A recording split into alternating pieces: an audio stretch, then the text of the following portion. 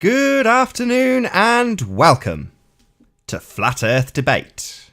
I'm your host, Nathan Oakley, and if you are new to this channel, or one of the 50% of the viewing audience who have not done so already, be sure to subscribe and hit the bell notification icon to keep up to date with the Flat Earth Debate. If you would like to support this channel, there is a super chat that runs alongside the show while it is live, and if you would like to join the debate, there is a link in the info box below this video. With the page you are currently watching on mute, simply click that link to join the show and express your views on the shape of the Earth. There are, however, a couple of rules in the Hangout. Number 1, please do not swear. If you do, you will be ejected. And number 2, if you are ejected, please do not try to rejoin the stream using sock accounts. You will be warmly welcomed back on the next show. With that, I'm going to transition across to my photos so I can share the show on Facebook, Skype and Twitter, and I would encourage anybody who is in the live stream presently to please do the same. Please share the show on social media. One last time, if you're new to this channel or you have not done so already, be sure to subscribe and hit the bell notification icon to keep up to date with the Flat Earth Debate.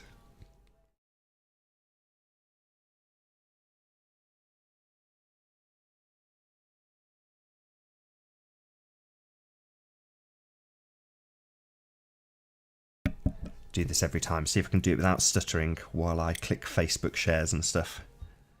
Live now. Let's see if I can do some shout outs while I do it.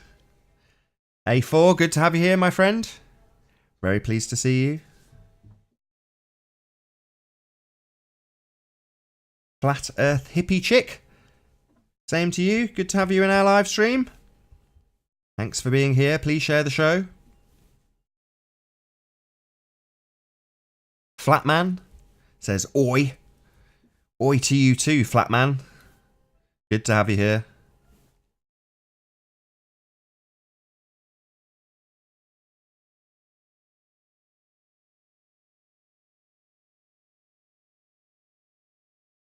One more Skype live stream and then I'll come back and do a few more shout outs. Maybe do my link again and then go on mute.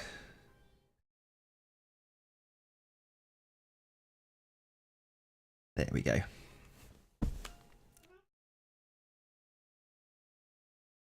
So I've just shared the show on Facebook, Skype and Twitter, and one more time I would encourage anybody who is currently in the live stream to please also share the show. Maggie, what is it? Maggie M, very pleased to have you here. Good to see you.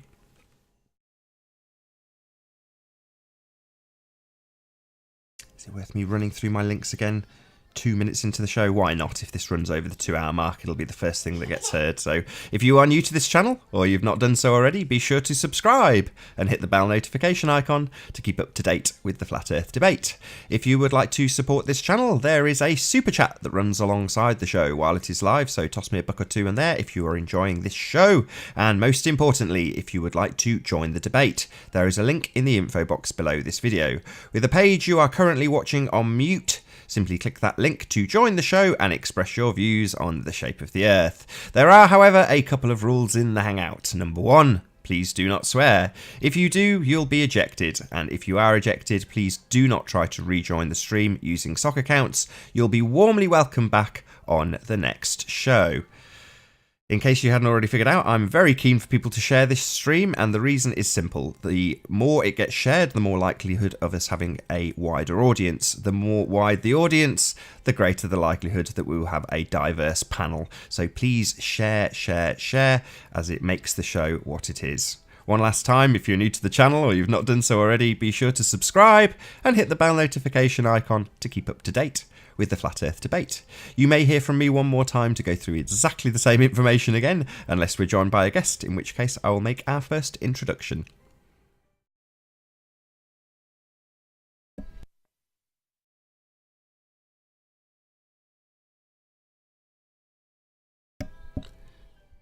Good to see you, Chess. Big heart to you too.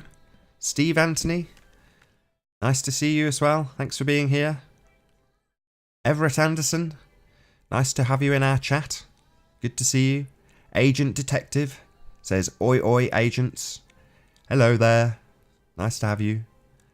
Alan M, pleased to see you, my friend. Thanks for being in our live stream. New name to me, I think.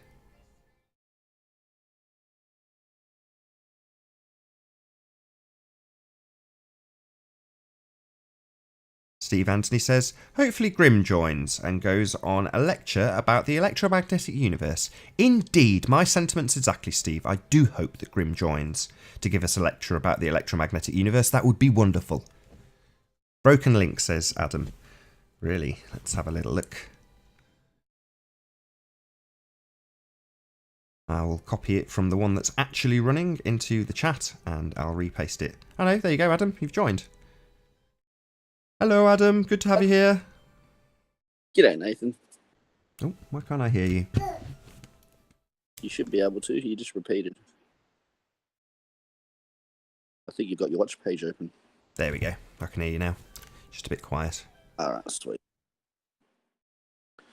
I thought you weren't having a show till like 10 hours. I wasn't going to, but the last one got completely shut down through porn bombing, so I take them down immediately when that happens and just edit out the pornography, and it takes hours and hours and hours. And to be honest, I'm just sat here, I'm looking after my kid, and she's happy. She's watching nursery rhymes, so I might as well do another one. I'd like to have 2 published a day, so on occasion I have done 3 when one of them's had something go wrong with the stream or it's been porn bombed or whatever. Yeah, that's no good. If people can't find their jollies, I don't see the point in doing that type of stuff, sniping or porn bombing or anything. If you don't want to watch the show, I'm sure that there's plenty of other live streams or videos on YouTube that you can go watch. Yeah, I agree. And the chat seemed to agree as well, after the show. I mean, I find it all amusing. It's part of the fun for me. If that's what happens, it shows that that's what happened, if you know what I mean. So I've always said, so be it if we end up getting porn bombed for an entire show and I just have to battle them off with the movie pictures up, then that's going to be the show that day. It's only when I can't get there quick enough, so literally when I've got my kid clambering on me, I can't get to the mouse quick enough to get them out or transition. It's one that I've got to end it there and then. It's like, no, that's disappointing. But earlier it was like 5 minutes left, and it'll just end up being one of the Christmas shows, when I'm not around to do them. I'll just publish it then. Yeah, I suppose so. It'll get a little frustrating, but I suppose you got to take it on the chin, take it as it comes. Not all the shows are going to go peachy. It doesn't frustrate me at all. In fact, as I say, I find if you could probably see on the reaction when it gets published, probably on Christmas Eve, I'm smiling away because I do actually find it amusing. But it's the people in the audience that find it frustrating because they don't want me to shut down the show, and it makes no odds to me. Been joined by Truth Seeker. Very pleased to have you here. Yep. Morning, guys. I just see it as there was debates going on, and there was back and forth conversation that now, you can't go over it sort of thing and try to look into it, what they were saying. Now, I thought that Anthony was bringing up some good points. He asked that guy several times to provide proof of the iron core getting to the temperature of 7,000. I don't know if it was degrees or Celsius, but he was trying to ask for proof, and it was just like the dragon concept. All these ballers seem to go on we've shown you evidence, we've told you about it, then therefore we've shown you evidence. And it's like, no, all you've done is just make a statement. I can make a statement about dragons too. Dragons exist, prove me wrong. You know what I mean? That's how I feel like most of the ballers get away with their drivel, is they make a statement and then say, you prove me wrong. I'm not the one that made the statement. Been joined by Miles Davis. Very pleased to have you here, Miles. Good to see you. Good afternoon. Good afternoon to you too. I'm interested by that last comment about showing proof. Hang on a sec, I need to mute my other page. Here we go. Yeah, it's a very good distinction. Yeah, you do know that science never proves anything, don't you? Yeah, science. Well, the definition of the word proof that I go off, I don't know. I've had arguments with people about the definition of the word proof, but the one that I use is to compel the mind to assert something as true. So proof, in my opinion, is different than evidence. Evidence is factual, where it's like true and false, where proof are just compelling arguments or statements or information that compels the mind to assert something as true. Yeah, well, we see. Okay, and that's I suppose fair enough. I would say on that, on saying that, then I'd say that science doesn't have any evidence for anything. Science can prove things because it can, can compel the mind to assume something is true, but I think it you've got doesn't that have the any wrong way round. actual false evidence. Yeah.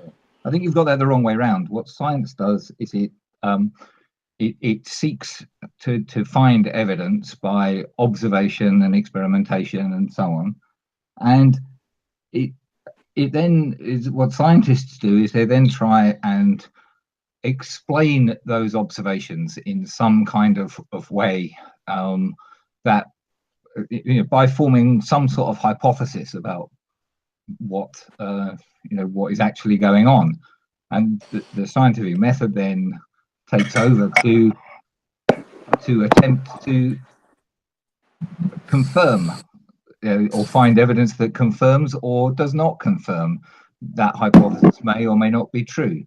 But science never gets to a point where it proves anything at all, because there's always the possibility that some new evidence will emerge that causes the existing explanation to be rejected. What science does is it takes the evidence and comes up with what is the most likely explanation and the most likely model, if you like, for that. So Anthony is being, and others are being utterly ridiculous when you demand proof. Proof can never be provided. What can be provided is evidence, is logical reasoning. And then if you choose to ignore that and claim that it doesn't show anything or doesn't even point towards anything, well, that's fair enough. That's up to you. It's your personal choice to say, well, I don't think that's convincing. Most people do think it's very convincing. Well, going on what you just said, I'd agree. The evidence is different than proof, and the proof can change because it's a compelling statement is proof. So once you've seen more evidence, may change your stance. So you might not be compelled to believe what you previously believed. But with Anthony, when you said that he didn't accept the evidences that were given to him, well, I don't know. I wasn't listening for the whole show, but I joined in, say, 30 minutes to go, and I heard him asking about. He asked somebody for, I think it was an Aussie guy. He asked him for evidence or proof, whatever you wanted to say, call it as. He asked him for proof or evidence of the iron core being a certain temperature or having certain attributes at a certain temperature, and the people that were arguing against him, against Anthony, was Gem Panda and the other guy, and they said that they'd already provided him that, and all they'd done is provide statements. And then when Anthony was asked to provide proof of his claims or evidence of his claims, he then went and started to screen share and went to where he got his information. So I see Anthony as trying to be honest, really. He's trying to say, well, this is where I found the information that I'm giving to you, so everybody can go over it together, and this is why he believes the things he believes. And when he asks the same things of other people, they expect him to just go off sheer faith, and that's. I challenge that. But before you do, Miles, I'm really sorry to interrupt you. Can I just introduce Brenda? We've been joined by Brenda. Very pleased to have you here, Brenda. Good morning. Good afternoon here, Brenda. Yeah, so I challenge what you're just saying about that. I think Anthony, whilst he will put things on screen and so on, he always requests the impossible, and then shows stuff and misunderstands or misrepresents what he's showing very often. I can understand that he doesn't understand some things, but there's a lot of people out there that would misunderstand a lot of things if they're just going off, They're going. But when I misunderstand something, I try to understand and follow it. What Anthony does is he claims that he does understand it, and that everybody else doesn't understand. Well, no, in saying that, what I heard last night, I can't go off everything that he said. You know what I mean? I'm just going off the statements last night that I'm trying to defend of his. was the statements about the iron core having certain attributes at a certain degree, and the person that was giving that information, they should have had somewhere that like he could have given a link to, or provided a screen share and shown that information, like even just a Google search of that. If it's true, like he said, that iron at a certain temperature would still have the same attributes, that's what the other person was saying, well then there should be some type of information, documentation on it. Oh, there certainly will be documentation to prove that or to show that. The thing is that the documentation and the evidence is going to be very complicated. It's going to be hidden within scientific journals that are not readily available to everybody. And the issue is too, we're discussing such fringe information that this kind of information is not even approaching in any journals. Okay, this stuff is not going to be funded. It's not going to have a .com website behind it. I mean, this stuff is very fringe. Yeah, it's just standard. It's just standard. It's just standard textbook geology. If it's textbook geology, hey, then it's I have a 4-year degree in understanding a textbook. You can't say that it's and I know a lot of it is based exists and it only exists in conversation, and then turn around and say it's textbooks it's textbooks information, Brenda. Like you're saying, yeah, completely different.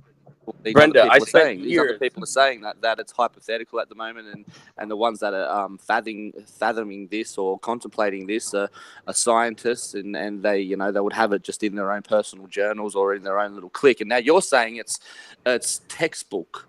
Like, you understand that you're contradicting what they're saying. No, I'm not. Here, we can settle this now, because I'm a scientist with a 4-year geology formal education from university, and I know firsthand many of the explanations they give in these textbooks are secondhand assumptions with no kind of firsthand verifiability. So we do need to all of take science. a step back. All of science is based on assumptions. All exactly. Of it. So there's not much difference from that doesn't invalidate. That doesn't invalidate it. There's not much difference between my geology textbooks that I still have and a Bible. Okay, there's not That's much difference. false. That's false. No, that's not. That's actually a true statement. Well, what I was trying to get at, but what extraordinarily false to claim the Bible is similar to a geology textbook or any other scientific textbook. Those textbooks may present. Actual topic, though. If I can just jump back and like before about the actual topic. I thought Miles was talking. Miles was talking. You were not talking. Yeah. The actual topic, though. Miles was talking. You were not talking. Be quiet. Let Miles talk. Let Miles talk. Hey, Brenda. Miles was allow talking. the discussion to go. Brenda, stop talking. Brenda, stop talking. Brenda, stop talking. See how that works? It doesn't add you any credibility. May I contribute? Yes, Miles, but can you stick to the topic of like the iron core having? You're not the moderator. I will stick. But that's I brought up the topic, and I was like, we haven't even. I will stick to the topic. Please let me comment. On the religious dogma. Please let me comment. My geology textbooks are dogmatic, and I could go open them up and read some of the stuff out of them. They are incredibly dogmatic, just like a Bible. Of course they are. They're based in facts.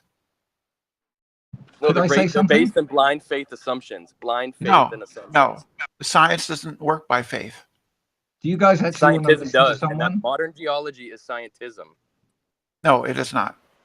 Yes, it is. You're not an expert. I'm an expert in this. You're not an expert. I have a way more credible opinion on this. It is very much scientism. If Truth. you have any kind of view, that isn't outlined, you don't even know what scientism means. Yes, I do. It's basically what does it mean? Treating science as a religion, and you basically take everything off of that's not what it means. Verifying stuff. Yes, that's not what it means. You will believe anything you read out of the text, just like a religious. That's not what it means. That's not what it means. Look it up. Have you guys stopped squabbling, and can we get back onto some reasonable discussion? The comment that was made earlier was that a textbook is similar to the Bible. And we've seemed to have gone down this hole of whether science is, or scientism, as it's been referred to, is a religion or is based on something else. Scientific textbooks will appear to be dogmatic, but they do tend to include words like "scientists think" or "current thinking is," and that sort of. They used to have those qualifiers. Will you let me finish? Thank you. They are based, however, the things that are stated in science textbooks, which are often a somewhat dumbed down version of the sort of true opinion of scientists at the time. What is presented is based on experimental data, on observational data, on on a considerable body of work that has done in order to observe the Earth, the universe, or whatever, and to come to a reasonable, rational conclusion based on those observations. You cannot claim the same of the Bible. So let's put that one to rest. Science is most definitely not dogmatic, and you're talking to someone who spent 35 years working in research labs, has a number of first author publications in scientific journals. So you don't think it's dogmatic? I know the way that science works, and it is far from dogmatic. So you have 35 years of experience trying to get funding. Explain the methodologies that you'd have to get funding and where this money's derived from. What kind of interest groups are funding these studies? There are the funding that I worked under was nearly always from government organizations or the European Union. Exactly. However, if you would let me finish, I don't see that as any kind of problem. Okay. There are many. You don't see it as any problem. Go look up in 2017 of research that are funded by government that are controversial, are not designed remotely to maintain the status quo. What is actually the purpose of most scientific research is to question and to challenge and to improve our knowledge, not to push one particular view or another. I agree that's what they claim it is, but do we know that governments have any kind of conflicts of interest, or the money comes from governments, but it is the decisions upon where it is spent is made by scientists in the field. When I submit a grant proposal to a funding body, whether that be a charitable funding body, a government-based funding body, or a private company who's providing funding for research, that grant proposal is examined by other scientists.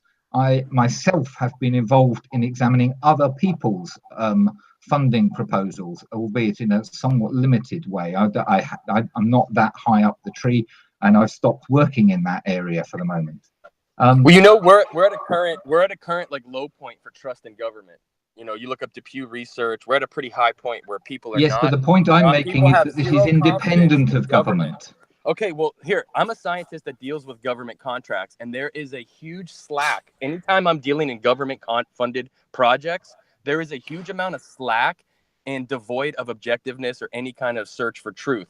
It's kind of more just like a gravy train that everybody's kind of putzing around on, kind of going with the expected results because that's what's going to get them more money next time.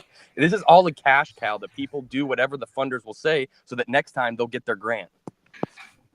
Well, there is an element, I mean, certainly within the biological sciences and the biomedical sciences, there is an element of wanting to write grant proposals, and some people get very good at doing this, but they never actually advance science very much. Wanting to write grant proposals that are more likely to get funded, if you like, because they stick to the currently trendy kind of topics and that exact point, which both of you and I have seen in the real world, is exactly why we're not trusting these geology texts anymore, because we found that too much of this recent information has been co-opted by special interests that don't want the truth to get out there because they will have something to lose.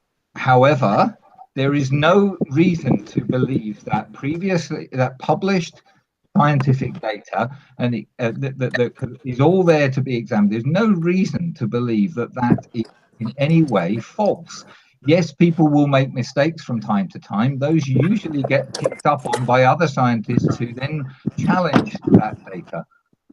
So here we are. There's no reason to disbelieve the scientific data that is in the fast. There wasn't a reason until we found out a majority of our space footage was CGI, a majority of curvature photo was derived from wide-angle lenses. Absolutely. And now there's a growing consensus and concern that a lot of this information was doctored.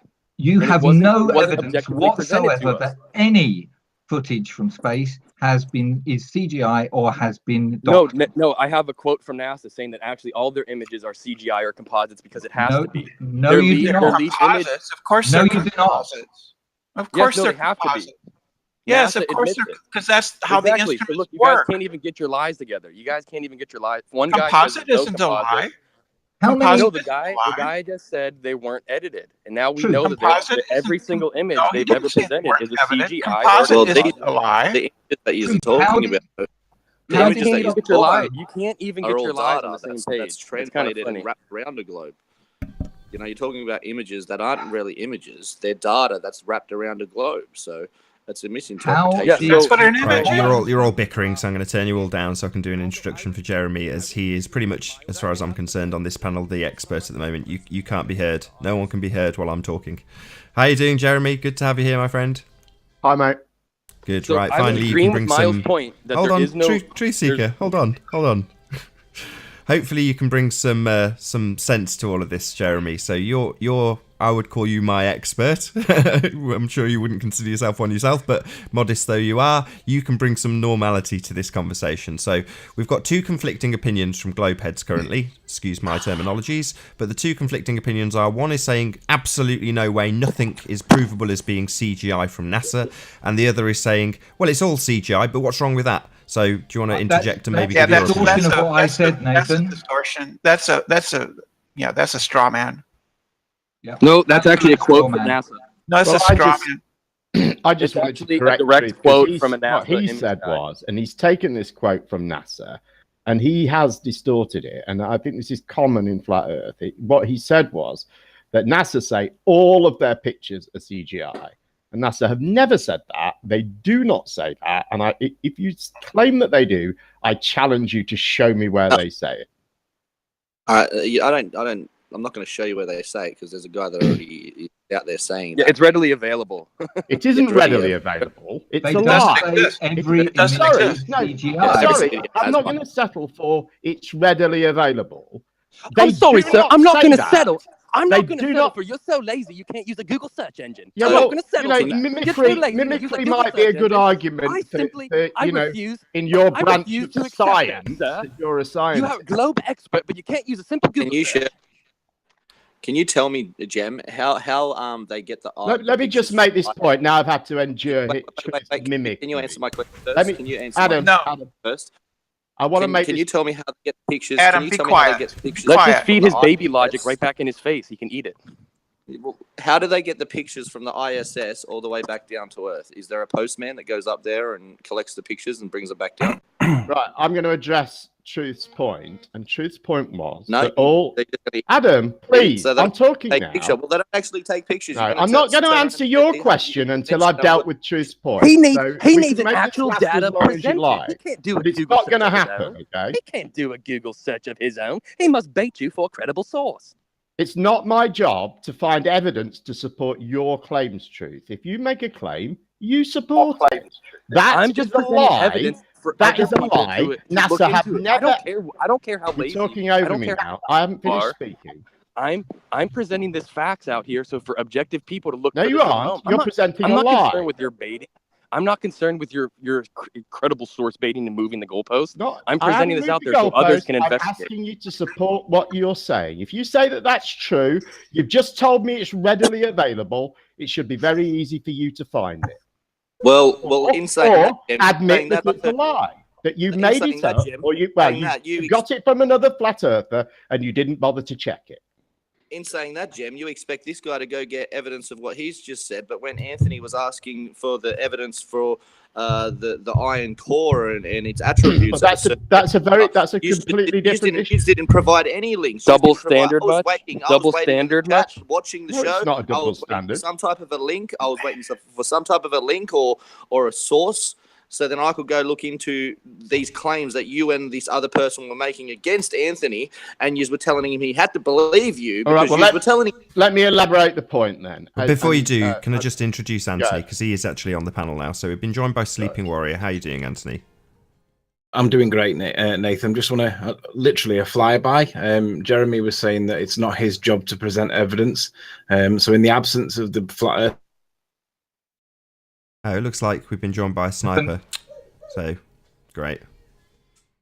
That's another straw man. He didn't say he didn't have to present evidence. He said he didn't. It wasn't his job to present evidence for other people. If they make a claim, they produce their evidence to back up that claim. And he was doing the usual. Answer the question that I put across, then, Jim. He was doing the usual. I'm not spoon feeding you sort of thing, and that claim isn't true. Listen, let me just elaborate so I can get the point out. There are images from Apollo that are single frame photographic images shot by humans with cameras on photographic film. Okay, they are not CGI. Now, okay, yeah, I'll agree. And then if we look at the current satellites that are taking images of full images, and there's 4 of them. Ones and zeros. That can't be called CGI because the image. Well, it's data. That's from. It's not a real image. Give me a break. It's a data that's translated and wrapped around a ball. Because all digital images are data. I could grab that data. And right, the image is created from what the data that's of received by the camera. It's not generated by a camera. Adam, stop talking. I'm talking. There's no point in us both talking at exactly the same time. Well, you're telling me that the ISS and all these other satellites are taking pictures. They don't take pictures. Okay, well. What do they take? Any reason why I should believe that? Well, you're supposed to be knowledgeable on this topic. Yeah, it looks like I've done more research than you. They take data shots. They you just made a baseless claim. Those ones and zeros are then translated into a picture. So an astronaut, the data is translated with a digital camera on the ISS taking a photograph and posting that photograph on Twitter, that is not, in your opinion, a genuine. So they've got a strong enough signal to send it back to each other. So they've got like a good Wi-Fi connection on the ISS. Is that what you're trying to imply? I'm not implying that at all. Well, that's what you just said. You said that they're going to send it back on Twitter. Well, do they have a Wi-Fi connection? How are they going to do this? What technology do they have on the ISS that allows them to communicate via the internet? They have an internet connection. I don't know the technical. I don't know the technical details of that. Neither do you. Wi-Fi. What you're implying is they've got Wi-Fi on the ISS. I can walk outside right now. And that isn't what I implied. It doesn't. Who says it has to be Wi-Fi? They have a satellite connection. They do TV broadcasts and so on. I mean, there's no reason they can't send data back to the Earth. Digital images are all data. You go out with your digital camera, take a photograph. What you have is simply digital data. Right. You require a camera or a computer to convert that into an image. That's right. And the data can be misrepresented by putting it on, placing it, wrapping it around a globe. Yeah, so can any photograph. Mm. And photographs can be done. You've got to prove now that these polarized. You've got to prove the original Apollo images were taken on film. Hey, real quick, in the back chat, I gave the link to the direct quote of the guy from NASA. Right, and what is the direct? Well, let's see it. Let's see what the direct. You've got to prove that the images that you have faith in actually are. This is where he's talking. Sorry, Adam, go ahead. You're the ones that have faith in these pictures. He doesn't have anything to say when he isn't interrupting anybody. Right. The link that you've provided is where the guy's talking about I think it's the 2012 version of the Blue Marble. He's talking specifically about that image or actual collection. Is that the one where North America changes size by like 50%? No. But he's talking about that. Because like in 2006, there's one with like North America. Okay, well, let's deal with that claim when we've dealt with your first claim, which is that all images from NASA are CGI. So why have you shown me a video? All images. Why? I said all images of space. All images of outer space, deep outer space, all that fairy tale bullcrap. Yeah.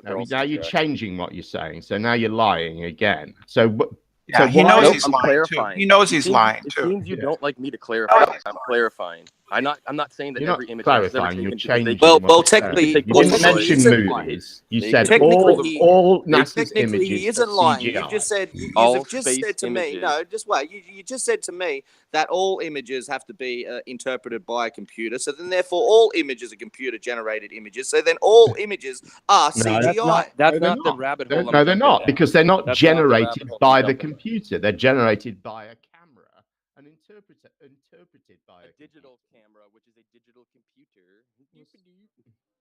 Brighter green. Then add the clouds back in. There's a small problem with it because there's a very slight gap in between each orbit. So some of those are painted on. It is photoshopped, but it's has to be.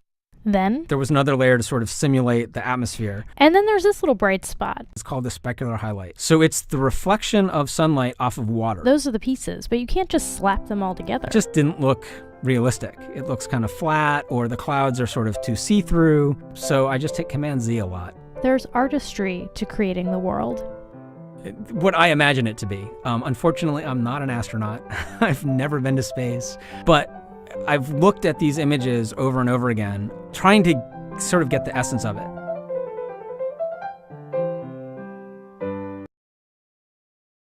So it doesn't say what was claimed. Correct. And we're still left with the photographs taken on film by the original Apollo missions and others.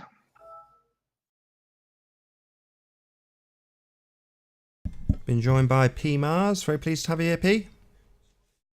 I got a banana with a Star Wars logo on it. I like Star Wars. Fairy tales, cool.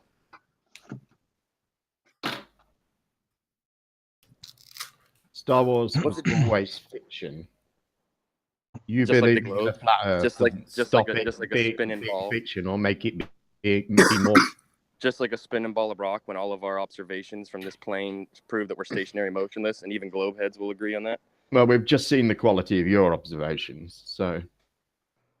Well, it's a lot of you got to shake off a lot of crap when you realize half the stuff you've been spoon fed is BS. You mean you got to make a lot of stuff up? Yeah. No, we're just discerning truth. We're objectively discerning truth. There seems to be a lot of special interests that don't want us to have this knowledge. If you're so interested in the truth, what about addressing the fact that Apollo photographs were taken on film? What is CGI about those? I want to know what medium was blocking out the starlight, since that moon doesn't have an atmosphere. If these guys were actually using, was blocking out, it's called exposure level. The exposure level. So why was the exposure levels capturing all the light on the surface, but none of the light on the sky? So you can see there's no medium. There's no because there's a lot of light reflected from the surface. And very little light coming from little. But what is the light reflecting off the surface interacting? Why can't you see stars during the day? There is no atmosphere on the surface of the moon to interfere with. There's no reflective atmosphere to interfere with. So again, what medium is this light interfering with to block the starlight? Go. Not interfering with it. And this is it. You say you're interested in the truth, and then when someone provides a perfectly rational explanation for what you question. My explanation is much more detailed. Hang on, let somebody finish a sentence for once. When somebody provides a perfectly reasonable explanation for what is actually observed, rather than consider that and see whether it is valid or not, you simply restate the same assertion over and over again without providing any evidence to back up. So here's my evidence. Here's my evidence. Stars in Here is my evidence. The reason the scientists claim we don't see starlight on Earth is due to the sunlight reflecting and refracting in the daylight with the atmosphere. And at night, the interference is so low enough that we can see the starlight. I can buy that. Now the issue is, just let me finish. I let you finish with your BS. Now you're going to let me finish. BS. So if there isn't a medium like an atmosphere on the surface of the moon, what is the medium that this light from the surface is interfering with? Because there's no atmosphere, which is the medium on Earth, which you guys claim blocks out the light. So this medium is absent on this supposed surface of the supposed physical tangible object. Now, what is interfering with this light to block out starlight but pick up all of the light resolution on the surface? Go. The daylight blue sky is caused by sunlight being scattered. That is not the reason, or the only reason that you cannot see the stars during the day on Earth. It's the fact that the sun is there in the sky. Yes, interfering with the atmosphere. Will you let me finish? The astronauts were on the moon taking those photographs during the day part of the moon, when the moon was lit by the sun. The sun was in the sky. A great deal of light was reflected from the lunar surface. A lot of light reflected off the astronauts themselves and so on. And the exposure levels required to take photographs is obviously therefore necessarily short. Okay. And so there's not enough exposure time to see the stars. However, having said all of that, there are Apollo photographs that do have some stars, because the exposure level and the direction the camera was pointing and so on allow those stars to actually appear. So there are stars in some of the Apollo images. Now, here is the major contention. What medium is blocking out the starlight? What medium is not a medium? It's the exposure level on the camera. But it's the exposure level there needs on the to be a medium to cause no, there this doesn't. interference. No, If there isn't a medium, there is no interference. If there isn't a medium, there is no interference. Right, I'm sorry, I'm going to have to, as you're all kind of talking over each other, I'm just going to introduce Agricultural Power. How are you doing, my friend? Very pleased to have you here. I'm good. Thanks. If you take a photograph of a bright light with a very short exposure, and there is a dimly lit... Are we assuming empty space? Or are we assuming there is a atmosphere? What are we assuming, sir? nearby? Sir, I was speaking. Can you let me finish? But are we assuming an empty space? Or are we assuming in an atmosphere, ether-like world? Which one are we assuming? Take a picture of a candle. Rude. Take a picture of a candle in a darkened room. Adjust the exposure level so that you can see the candle clearly. Everything else in the room will be dark. It doesn't mean they aren't there. We have a medium-like substance called ether in between us. So are we talking about a vacuum of space on a supposed object like the moon? They don't have this substance, okay? You don't know how cameras work. This needs to be clear. If you guys keep trying to make two analogies, cameras work. If you try to keep making two analogies with two different mediums, you guys are just showing your willful ignorance. You're just demonstrating your willful ignorance. You are being utterly disingenuous. There is no need for any medium at all. No, there is actually a distinctive need for starlight to not appear in a photograph. And if your only challenge to the Apollo photographs is that there should be stars in them, then your original assertion I never was said there should be stars in them. I want to know CGI. what mechanism is the light interfering with to block it out. There's because there needs to be blocking out. There's no interference. Yes, no, you said there's interference from the reflection on the surface. But what medium is it reflecting into? I need to know this. Before you answer, Miles, I'm really sorry to interrupt you again. We've been joined by Event Skeptic. How are you doing, Event Skeptic?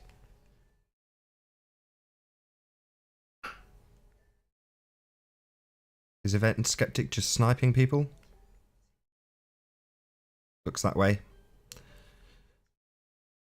Sorry to interrupt you guys. Oh, we've been rejoined by few guests that have been sniped. Sorry about the confusion. I'm doing my best to keep them out. That's all good. It's just any kind of interference requires a medium for it to interfere in, and the supposed tangible moon object is in the vacuum of space with no medium. There's no medium for the light to interfere in. There is no interference. You said it was the reflection of the light on the surface. It needs to be interfering into a medium. There is no medium on the supposed tangible surface of this physical Why does it need to interfere? Why does it need to be interfered with? Well, then what mechanism, what other mechanism is blocking out the starlight? Go. I got a quick question. There is no blocking of the starlight. End of Then why are the stars absent? Go. Because the exposure level is low.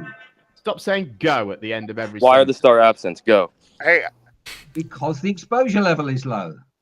And okay, what medium are these lights interfering with? Go. Let me just get this They're in. Not interfering. What? You're just talking nonsense. if you take a look around, around Facebook or the internet, just look for snapshots taken at night time, where people aren't deliberately trying to take a picture of the stars, and you won't find any pictures with stars in them. They're just not bright enough to appear on film when the film's being exposed for brighter objects in the foreground. Sorry, Truth, can you mute when you're not talking? It's just you're cutting what everyone's saying. Thanks. When astronomers take pictures of stars, they take them over long exposures and they stack the images on top of each other to gather light over time rather than over a long period of time, because in a short exposure photograph there just isn't enough light from a star to hit the camera. However, on Apollo they did take pictures of stars using infrared spectroscopy. This isn't a contention of mine. I know there are images that show starlight.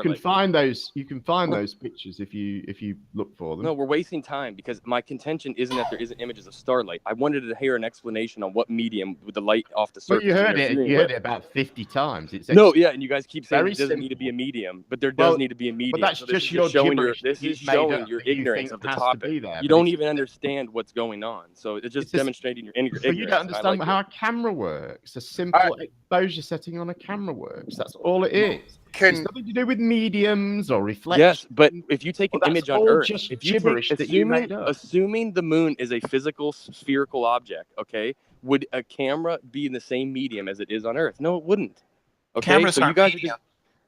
No, but if you were taking the image on this surface where we all live on, and then supposing that it is a tangible spherical object up there called the moon that you can stand on and eat all the cheese you want up there, talk about fairy tooth arc minutes, assuming that is real, we know that there is no atmosphere and there is no medium in which we have here. I call it the ether, you guys call it atmosphere, whatever. Does the exposure level does adjusting on the exposure level in a camera? Nice. Can I photo share for once the crooks are here. Or wait, you keep cutting Somebody out. seems to be spiking things. Yeah. It's not on. Unnecessary and just silly. Yeah. You guys just won't believe what you're spoon-fed, and I'm starting. Why should there be any medium? All there is the vacuum of space on the moon, or a virtually absent atmosphere. I'll tell you why there needs to be a medium. There's no need for a medium in order to take a picture. Because my same scientism textbooks say that the reason why we don't see starlight 24/7 on Earth is due to the medium of the light interfering with the atmosphere of the ether. Okay, so we know their own model says that they can see starlight starlight the entirety of the moon because there is no medium interfering with the starlight, whether it's day, night, or whatever. They claim that you can see starlight at all times because there's no medium to interfere with. And this just shows that you guys don't even know your own model. Can you guys see my photo? Completely wrong. Yeah, thank you for that photograph. You've pinged it up a few times and it's terrific because it shows the moon and those stars. I took this photo personally myself, so I could swear that this is real. And there's stars in the sky, but why aren't they on the photo? Because of the way photos are taken, exposure. And there's a medium in which the realm, if you took that photo, that isn't claimed to exist on the spherical object of the moon. They admit that there is none of this. There is none of this substance up there. Okay, so there's no medium for it. They even claim that you can see starlight in daylight or night on the moon because there's no medium for interference. Your own globe model says this. So you guys need to go back and start studying your scientism. And you're just there is no reason why you should not be able to see stars. But if you are taking a photograph on the moon of the lunar surface brightly lit by the sun, or taking it partly the lunar surface and partly the Earth in the distance, the exposure level you would use in order to be able to view those objects would be such that you would not see the stars. If you use if you were looking with the naked eye, you might well see some stars. If you were to increase the exposure level, you would see the stars, but grossly overexpose the subject of the photograph. It's really not difficult to understand. All you need is to understand how cameras work. Okay, just look into the consensus of mainstream science. They will admit that you should be able to capture and see starlight no matter what the conditions are on the lunar surface. Okay, this is something they admit, and you guys are having trouble. Where is They that? could Where point is the that camera at the supposedly sky admitted? only, but they were pointing the camera at the surface and at each other and at the lunar module and the rover and so on. So they were not pointing the camera just at the sky to capture the starlight. Okay? It's not difficult to understand. I understand that contention. The issue is what medium is interfering to block out the stuff in the It does sky. not need to be a medium, and there is no medium. Okay, all right. I'll just have to accept that. There's no medium Yes, up you there. will do. Yeah. Because The it's the tangible moon. truth. It's totally tangible, bruh. It's totally tangible. You could test this very easily yourself with a camera. All you have to do is be in a position where you can see some stars. Pull your phone out, take a picture of them. We have an ether-like atmosphere or substance around us. I'm talking The about atmosphere is on not a totally void, empty space spherical object, which I guess doesn't make sense the more you say it. But if it's a condition of the atmosphere, then you wouldn't be able to see the stars with your eye, would you? It wouldn't stay. That's exactly my point. Is the supposed physical moon model says there is no interference of starlight, whether it's day or night. That is what the current You're model missing says. my point then, because my point is Stop talking. I'm talking now. Stop talking. My point is, if at night time you can see stars already with your eyes, you're already seeing them, and then you take out your phone and take a picture of them, you'll find they won't be there on the phone. Yes, because we have a medium, ether, like substance. Well, why isn't it realm. affecting your eyes then? Why isn't it stopping your eyes from seeing? I don't know. We this whole debate has clearly showed that so the medium only affects eyes, but it doesn't. What we've been told about optics and light hasn't been. So the medium only affects cameras, but it doesn't affect. We're just finding out that what we've been told about optics and light. We are finding out through this discussion that what we've been taught, conditioned, classically through optics and light, isn't turning out to be what's in reality and repeatable. So what you're claiming is that this medium affects light when it goes in a camera, but it doesn't affect light going in your eyes. No, I think this medium is actually what light can propagate through. This medium. Well, that has to be the case, isn't it? If what you're saying is true. But this medium is supposedly not. Truth, listen to me for a minute. On the moon surface of the sphere. You're both going to get interrupted. I'm sorry, because we've been joined by Pete Shea, and I just want to make sure it's him. So, how you doing, Pete? Yeah, how you doing, Nathan? Not too bad. Hi, Eleanor. She says hello. So, Truth. That sounds like him. So, Truth. Could be a voice changer. Truth. If you're saying that if you can see stars with your naked eye and then get a camera out, take a picture of them, and then they're not on the picture, you're saying that's an effect of this medium. Actually, absolutely not. I'm saying that the current spherical model of the moon why would that be the case? You can't even let me get a concise point out. I'm claiming that the own model of this globe spinning solar system BS says that the starlight on the moon, tangible moon, should be visible at all times, never being blocked out or drowned out. Never. Yeah, we know that. Apollo missions. That's why I interrupted you, because I want to get to the point. Rather than just hear you repeat the same thing that you've already said about 6 times already. Well, if what I'm saying you're saying that this is an effect of this medium, and I want you to explain it to me. Why is it affecting a camera and not your eye on Earth? It does affect your eye because you don't see starlight in the day. Hello.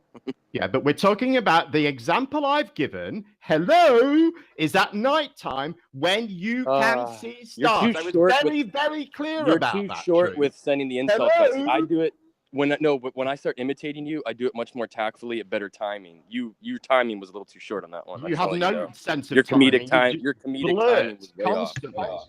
So my question again is, if I can see stars at nighttime with my eyes and then whip out a camera, take a snapshot, and they're not on the image, why? Why is that? Can you guys see the image that I'm presenting? It's an image because of with exposure. a far ultraviolet camera. Yes, exposure due to a world where light propagates through a medium. What is the medium on the surface of the moon? Go ahead. You're just being exactly. You have nothing. Crickets. Bloody crickets.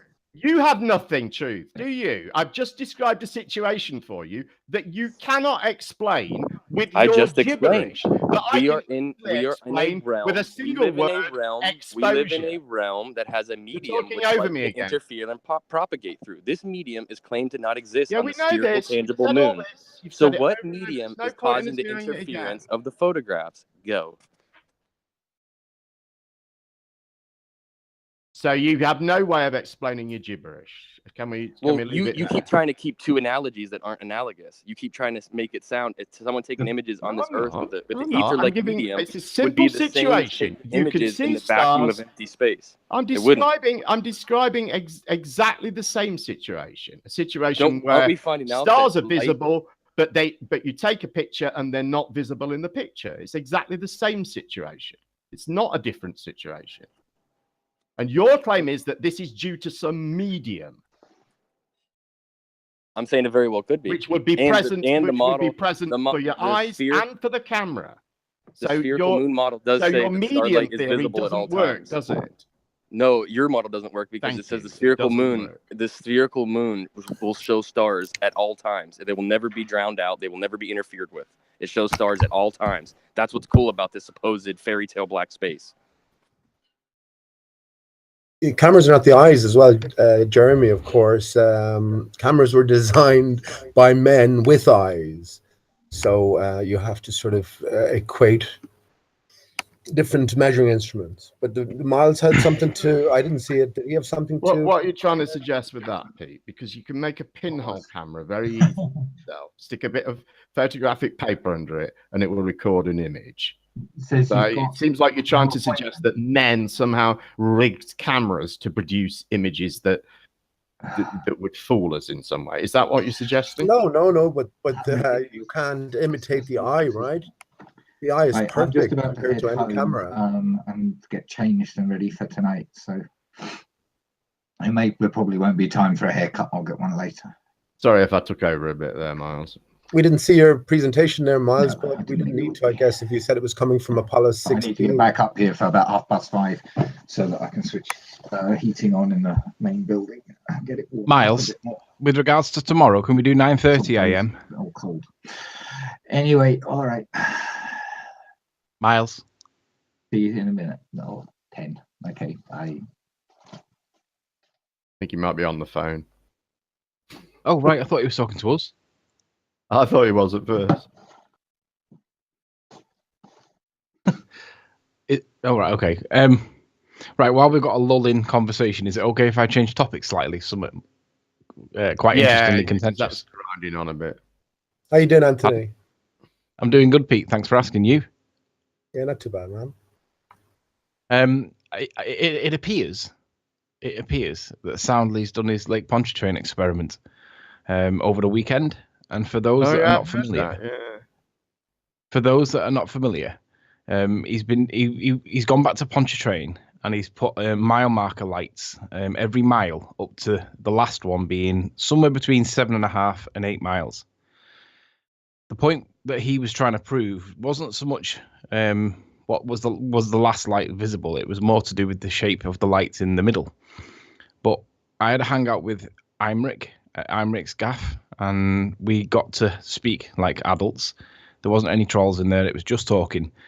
And basically, I was able to predict what he would see based on flat Earth evidence. And I predicted that he would see all of the lights leading up to the final light and including the final light. Soundly predicted that some of the lights would be missing because they'd fallen behind the curve of the Earth.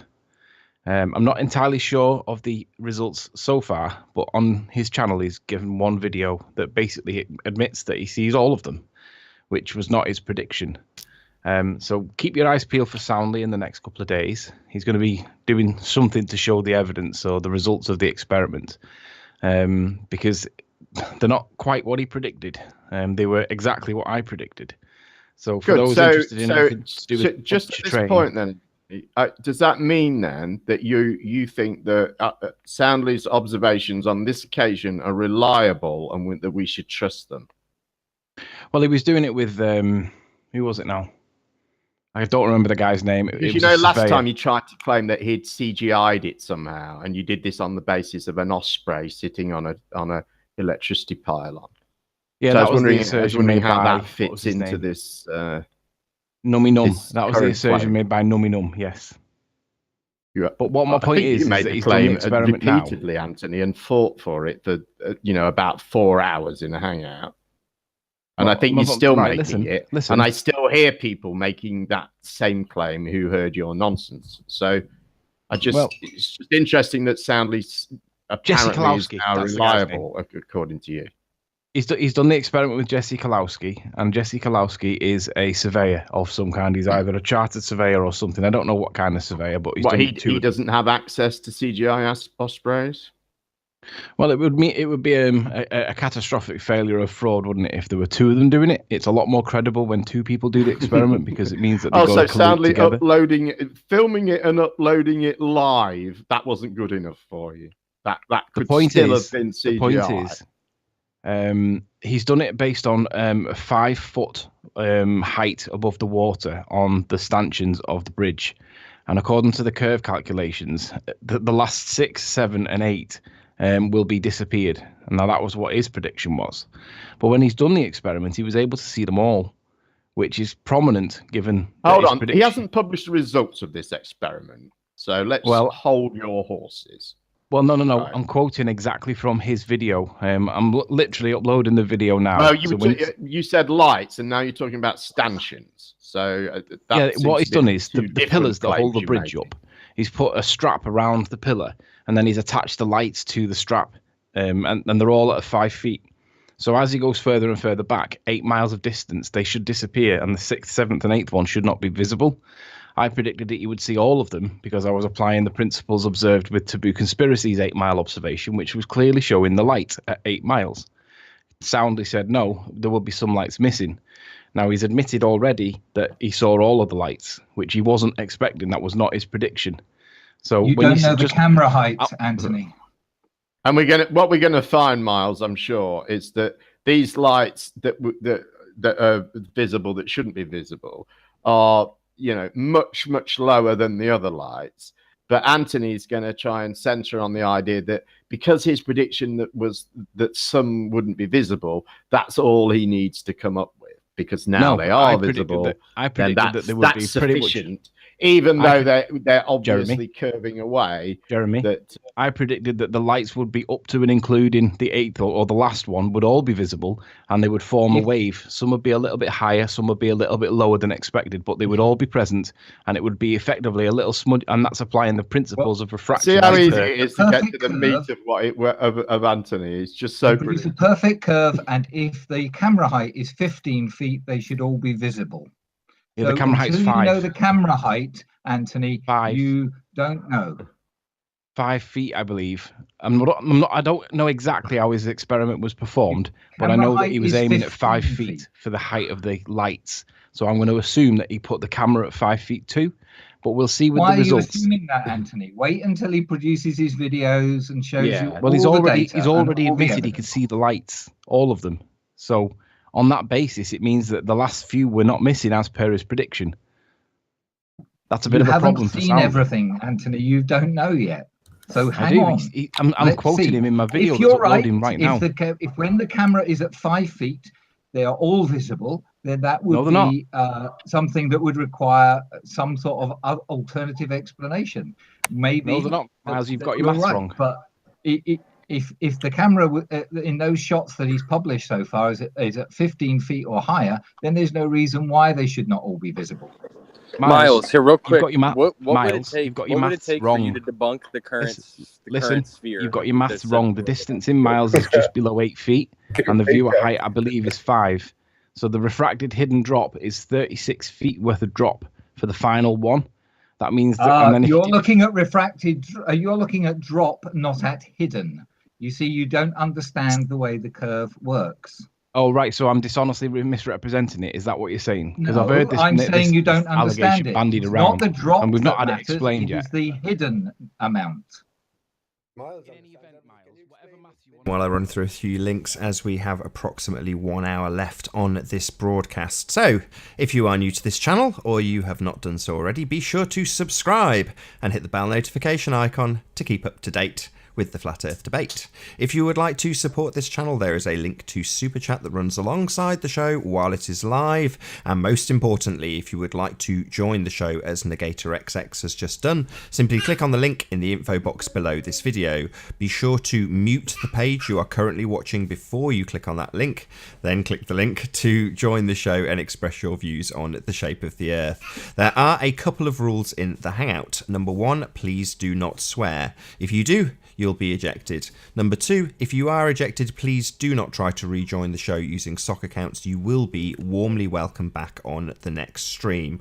One more time, if you've not shared the show, please share the show, as it increases the audience, which increases the chances of a more diverse panel. With that, I'll hand you back to the guys in the debate. Who's Anthony? So what would it take? Why is he gone? For these stubborn Whatever maths you defenders want to of the apply, globe, Miles, what would it take some of them are meant for to be them missing admit by his that own the assertion, current and he saw them fear all. Isn't true.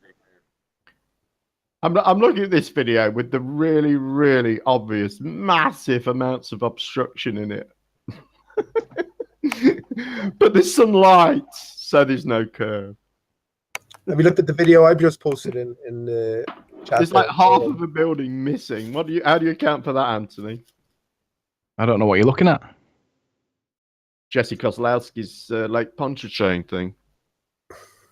Can you put a link in the general chat? Because obviously I'm not in Well, the hold on, Hangout. you're just talking about it. You don't need me to provide a link. You've just talked about it, right? No. I didn't I've got to mention Jesse go. Kalowski's Video video at all. Sometime, Anthony, if you can give me a time for tomorrow, that would be brilliant.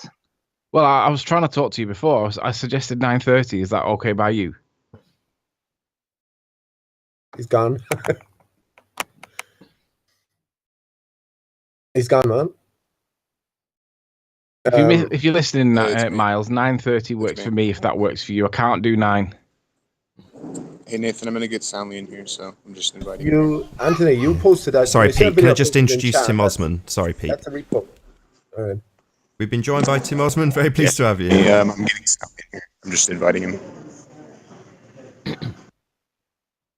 Oh, has he done a runner again?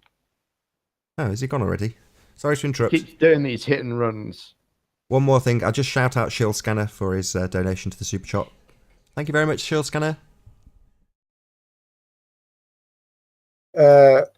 Anthony, I think you posted the original video, but I think maybe this guy went out and did it again. So this is from 5 feet over a frozen, slightly frozen lake anyway, and his wife is at the other side. So that's across 8 miles or 7 3/4 miles, I think.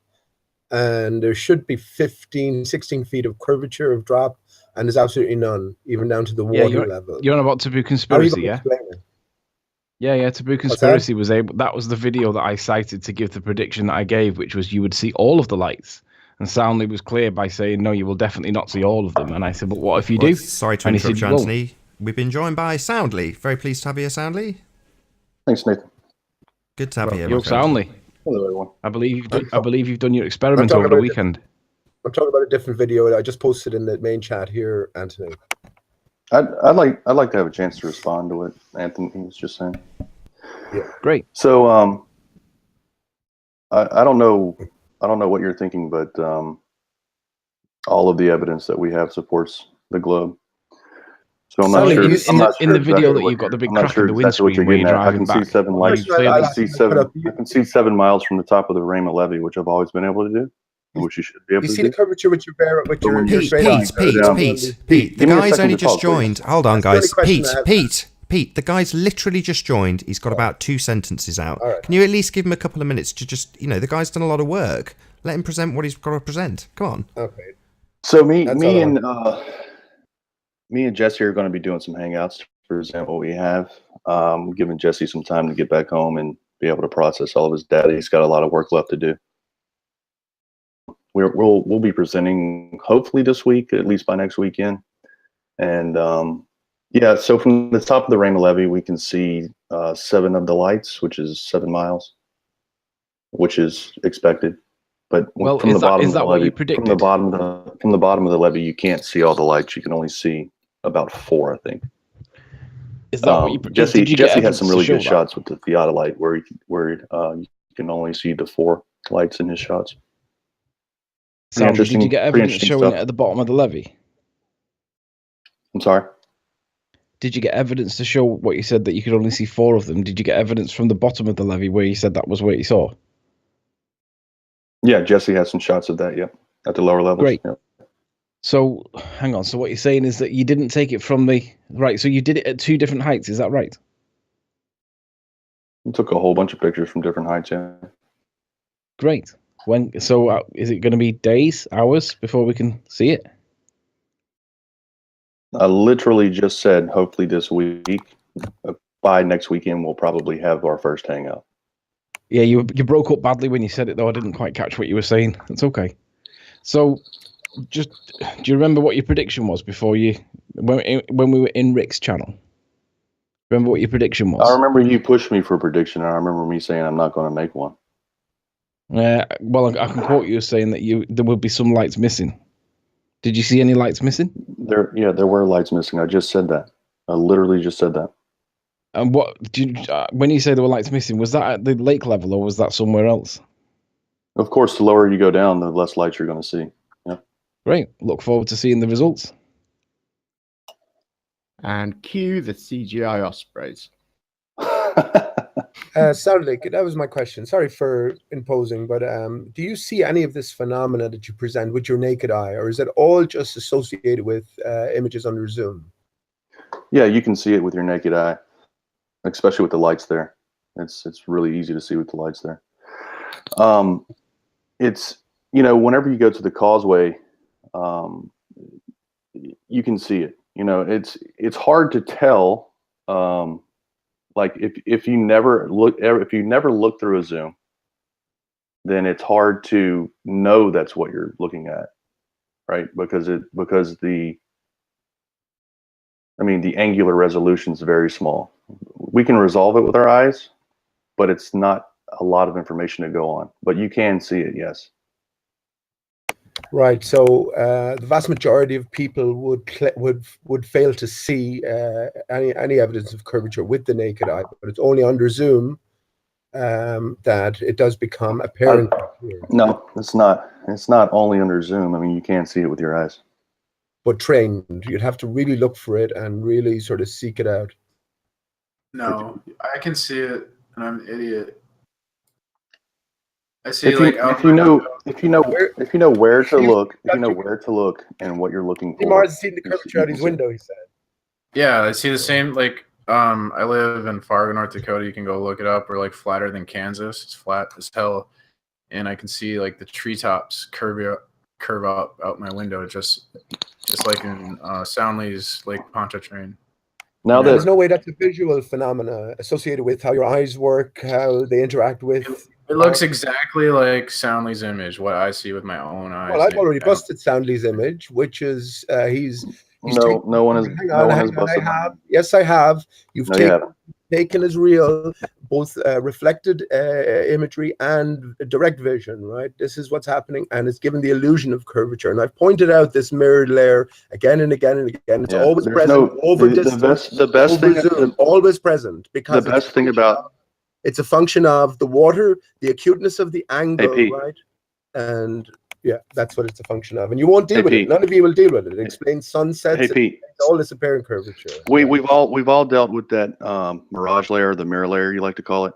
Yep. We've all dealt with that. We tried to explain to you that is, what does that matter for the tops of things, like for the top of the transmission lines, for example? Well, no. If you misidentify the horizon, forget about the transmitter lines. Or what does that matter? What does that matter whenever you can see the curvature literally 3 miles? No. I'm telling you, if you misidentify this horizon, right? Okay. Well, the best thing about this footage, everything is going to be viewed. Everything is going to be. The best thing about this footage is that there is no mirror. There's no mirroring going on. We took it in very cold conditions. No, there won't always be. If you take it in the right conditions, you avoid that effect, and that's why we chose to do it during the winter. Because the reason that happens is because of water vaporizing at the surface. That's why it's happening. No, it's not. It's water. Yeah, It's a yes, it function of is. the acuteness of, excuse me, it's a function of the acuteness of viewing angle over much distance, right? And it's, you know, if you No, it's didn't not. realize that water and light I'm tend not going to argue with you about it, Pete. All I can tell you is that we have footage that doesn't have the mirror in it. We'll be showing it. Right. We'll be presenting it real soon. How far in the distance were you zoomed in on? That's one of the questions I was going to ask. How far away did you from the lights, the first light? How far were you from the first light? The Little Tinsis Bayou, the water stretches 7.2 miles. We hung a lamp at the 0 mile all the way out to the 8, or so all the way out to the 7 mile. So we had And 8 Stanley, lamps. last Each one of question. them What represented height about a did you mile. put the lamps at? What's that? Just my last question. What height did you place your lamps at? Can I answer your first question? So we're looking over 7 miles. That's what we're looking at. We have some observations over 24 miles now. So we're going to have some interesting things to show you guys. What height did you put your the lamps lamps were at 5 feet above the water. Were you trying to replicate Bedford Level's experiment?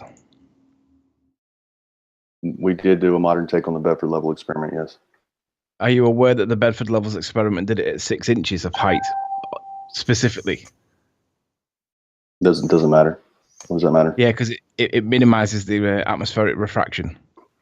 No, the lower to the water you go, the more refraction you get. No, the lower to the water you get, the less atmosphere you get. The closer to the water you go, the closer to the ground, the more atmosphere you're dealing with. Yeah, Stanley, So you got that backwards, Billy. Why would we do that? Why would you get closer Because to the water that to was what increase Bedford refraction? Levels did. It did it at 6 inches rather than 5 feet. Right, and then they redid it, and they put it higher to reduce atmospheric refraction. They made it higher. So what was Because the the first time they did the experiment, they didn't get really good results because of the refraction. So they put the mirrors or whatever up higher. Have you got any? Sorry to interrupt you guys. I just want to say a quick introduction to Paul. Sorry to interrupt. Paul, how you doing? Yeah, good. Good to have you here, my friend. Hello, everyone. Welcome, Paul. Thanks. Yeah, school children used to do the Bedford Level experiment to prove that the Earth was a globe, but flat earthers have yet to do this experiment in 3 years for some reason.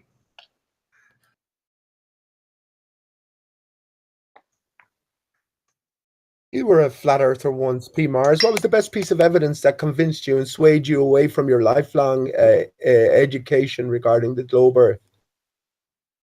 Well, because I know we live in a scientific dictatorship, and we could be brainwashed and indoctrinated to believe just about anything. Right, so you were a flat earther for a while, so you came away from that brainwashing.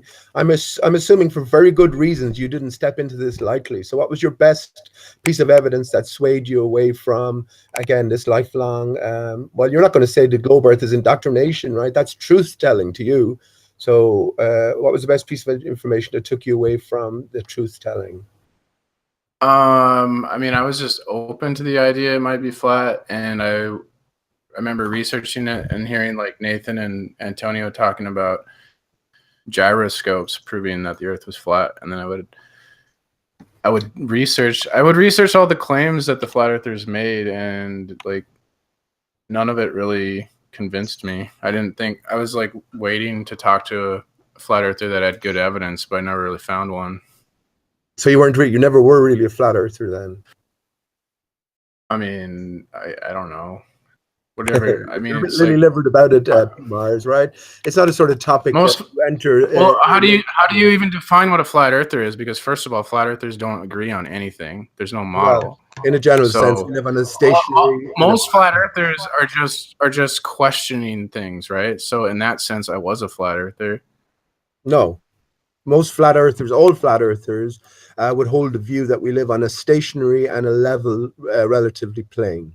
Simple as that. Well, a lot of the ones I hear on Hangouts just say that they're not convinced either way. And I would have been in that camp. Why? Okay, well, I mean, then they're not flat earthers as the term applies, right? Well, I mean, it's however you want to label people. It's a semantical argument. No, it's not. It's a basic sort of word use to make the distinction between globe earthers, spinning ball earthers, and non-spinning, non-ball earthers, if you will. So I'm glad you admitted that you became a flat earther sort of half-heartedly, if at all, and then you reverted back because you found that there was no adequate evidence, which I think for most flat earthers goes completely against the grain. You enter incredulous that this could be true, and then when you do your investigation, you become absolutely certain that it is the case in a limited sense, anyway. Oh, I did my investigation. Like, I have a conspiracy friend in the UK. He passed now, but his name was Mr. Captain Proton. We used to do 9/11 Truth stuff together. And I asked him, because he was a pilot. So I asked him about, like, oh, what are gyroscopes and planes? What about this flat Earth? And he got, like, this is one of the nicest, sweetest old men I've ever, like, known. And he got pissed off when I asked him about flat Earth. And he's like, I've seen the damn curve. Like, I've never seen him so angry. It was amazing. So what, man? So what?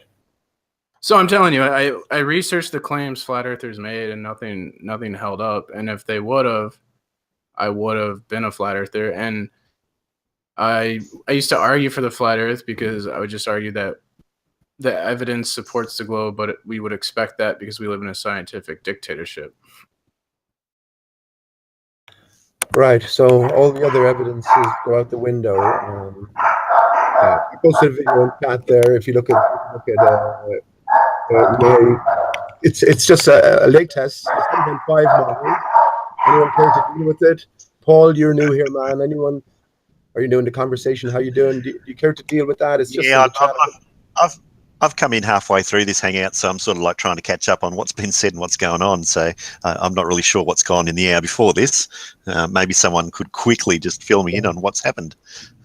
Not nothing really. This is talk about a curvature calculations or tests, a little bit of controversy. But can you see the side chat here? Can you see my comment in the side chat? No, I can't see anything in the side chat from my screen. I'll post that link again then, right? Pretty much, let me just talk you briefly through it. 7.5 mile across a frozen lake, right? And his wife is at the other side with a torchlight at 5 feet. He's there. I'll post the video again. And he can see every flash, every light when she moves from a higher point to a lower point, right down to the water surface. There should be 15 feet of missing curvature according to the formula, but there's absolutely none. You can see the light in real time, on, off. There's no portion whatsoever. So that's the video put into the link. And it's the likes of these videos that have been produced again and again, which do away with the whole notion of curvature according to the given math. This is the point, isn't it? Yeah, but there are refraction effects, and I'm sure someone's pointed this out, that allow us to see further than what the calculations would allow. It couldn't be direct. We're being fooled again. His direct vision is fooling him. His camera is fooling us all, and we're not looking at something directly. We're looking at something that's a mirage. We're looking at something that we can see. It's over a drop, and we just get the illusion that we're looking at it in real time, and it's real. Everything is a dream. Row your boat, right? No, that's special pleading. You're doing the special pleading. No. Look at the video. It's all direct vision. It's all direct vision on a cold night. Over claiming something's a dream is special pleading. Well, that was tongue in cheek. I made a little joke at the end there, but it doesn't matter. You're doing the special pleading. You're not dealing directly, first and foremost, with what is been presented to you and what immediately hits your senses, i.e., this is direct vision. You're saying, no, there's curvature here, so therefore, this has to be wrong. If it indicates anything other than curvature, it has to be wrong. And then we start invoking all of these things. If it's not refraction, then it's Fatima Morgana. I'd like to comment. Something or other. Whereas in actual fact, it's direct vision and it's direct evidence, proof that your curvature formula is wrong. Didn't you hear Sandy wants to comment? Off you go here. I mean, my evidence is direct proof, Pete. I mean, whenever it hits your senses, the first thing you think is, holy crap, There it is. There's the curvature. So if you I don't think you're being I don't think you're being honest here, because if you really trusted what your senses were telling you, whenever you looked at my evidence, you would conclude that the Earth is curved.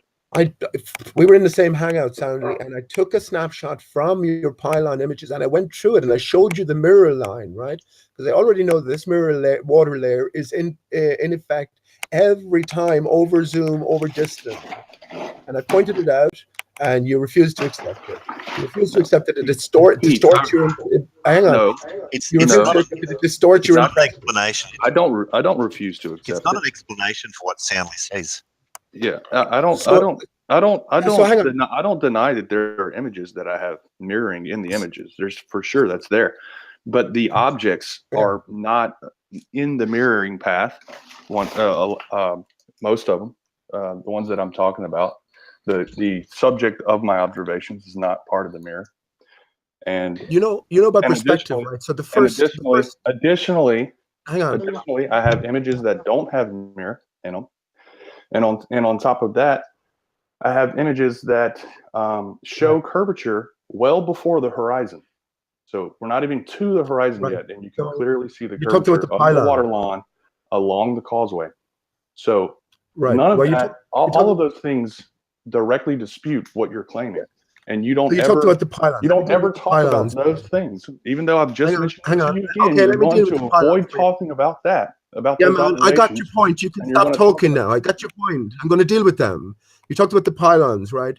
So will you agree that the first, say, 20 pylons will take up more space than the next 20 pylons, according to the two-dimensional view we're getting on the video or the image? Of course. So if you got your ruler out the further away the object is, the more you'll be able to see of those things. Distance decreases in size as the object moves away from you. This is perspective. Right, exactly. But also remember that the number of pylons in any particular set distance, you, for instance, take an inch towards the beginning of the screen, and then you take an inch towards the back of the screen, you'll have many more pylons in at the second picking, the second choice there, won't you? This is perspective. And you're saying that because this is not adhering to what you expect to see, therefore curvature. And let me just say about Paul there. So when we have this direct vision and that hold on. You just made a statement, and I'd like to be able to respond to it. Yeah. Okay. Well, I was nearly finished on you. So perspective maintains straight lines. I mean, that's just how perspective works. So if you see curvature, it's not due to perspective by definition.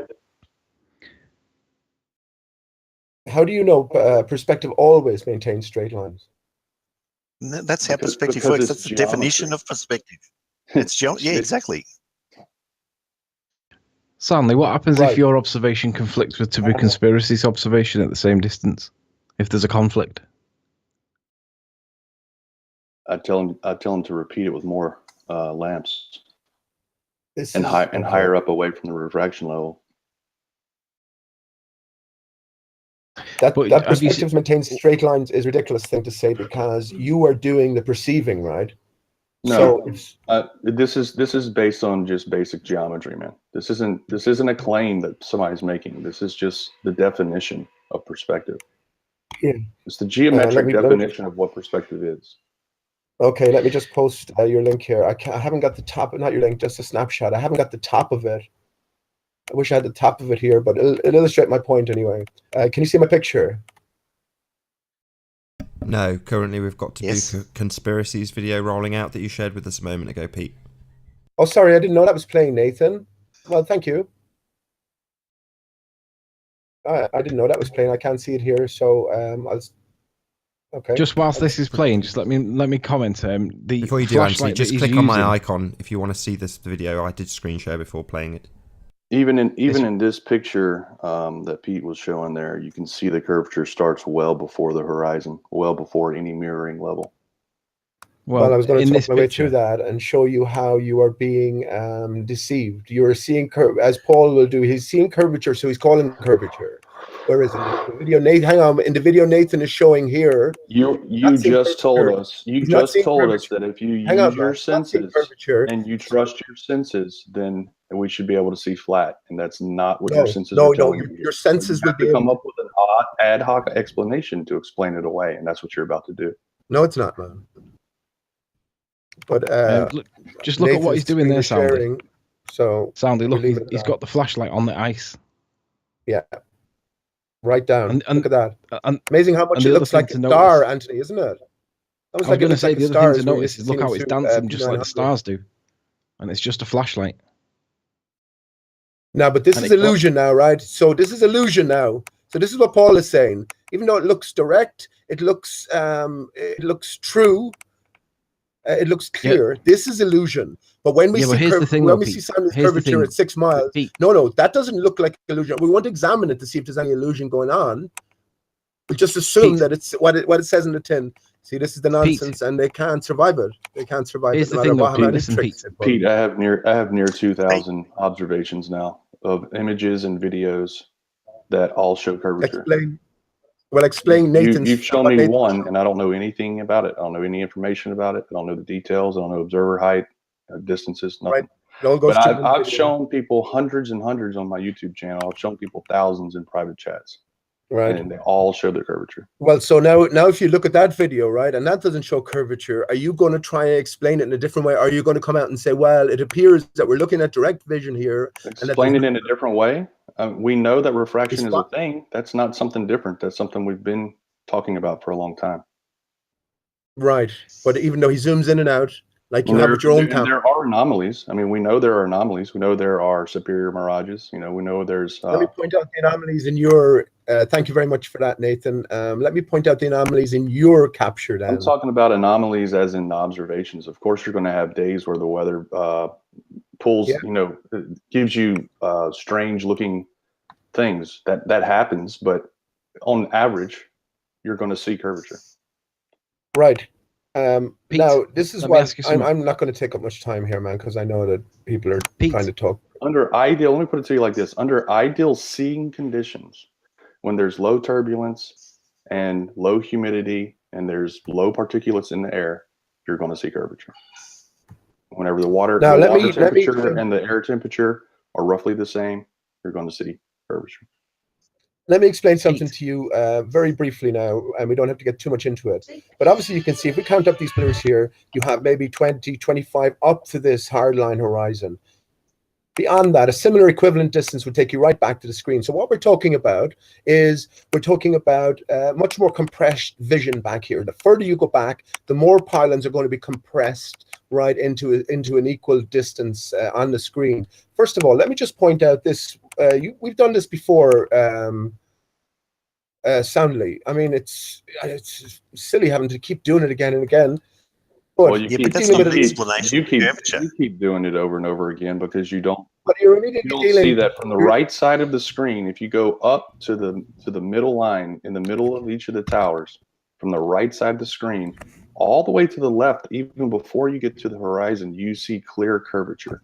That has nothing to do with your mirroring line. Hang on. This is if you were to follow your eye line, this is what we'd be seeing, right? You'd be seeing along this direction.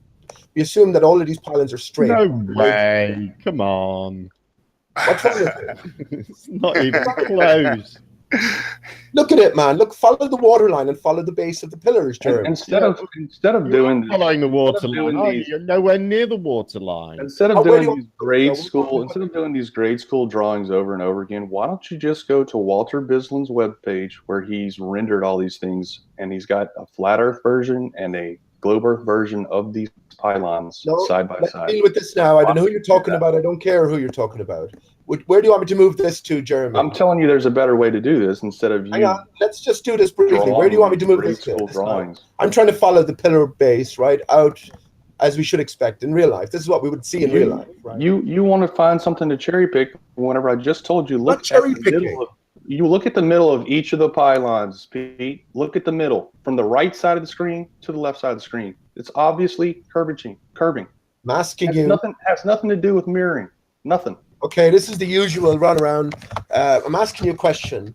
this water at the base of the pillar where it meets the water all the way along, is it a straight line? No. It's not. No. No. So if I go behind the first It's pillar, clearly not. not here. I'm not talking about here. I'm talking about if in real life. If it is all in a straight line, or they're all laid in a straight line.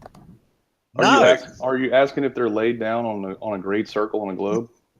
No, I'm asking when you look out. If you go to before the very first one and you look along them, are you seeing a straight line? All of the pylons are in line on a great circle. Right. Thank you. That's all I wanted to ask. Now, will you accept then that each of these pillars at the bottom, as they meet the water, should be in a straight line, like this? They're going to be on a great circle curve arc. So what's this here? What is this here, Stanley? What is this? Yes. This should be water, right? Up to a certain point, it should be water anyway. But it seems to suddenly stop and almost curve around. What is it? What's going on here? The Earth's a globe. It's the curvature of the Earth. Yeah, curvature. This is the curvature of the Right, Earth. well, we can demonstrate that that's not the curvature of the Earth. So the curvature of the Earth, if I was to draw a mirror line across, well, I'll leave that. Hang on. That's not a mirror line. No, that isn't. That's where the water should. That's how we should continue. Now, the mirror line is going to cross here. So you know that the mirror line, the top of the mirror line, right, or the middle right there, right where you're drawing the line. You know that that's where the horizon is, right? You know that, right? Yes, I know that. Okay, well, if you know that, then there you go. What are you missing? But you would identify, and that's what I'm saying. If this contrast wasn't here behind, you would by identifying this hard water line as the horizon. I just identified the line you drew as the horizon. What are you talking about? Right, well, thank you for that. So that's what we all do. What are you talking about? I don't even think he knows. You obviously have a misconception here, Pete. No, I don't have a misconception. You have a misconception. You do, because you just claimed that I would say that hard line is the horizon. Whenever I just claimed and just told you that the line that you drew is where the horizon is. I was actually making sure that you understood. Did you realize that? Okay, grateful for that. Thank you. Most ball earthers most people would identify this hard water line as the horizon, whereas in fact it isn't, as you agree. It isn't the horizon. So what we're dealing with here, right, is direct vision. This is direct vision. Underneath here, between this latest line I drew and this hard horizon line here, this is reflected vision, right? You agree with that?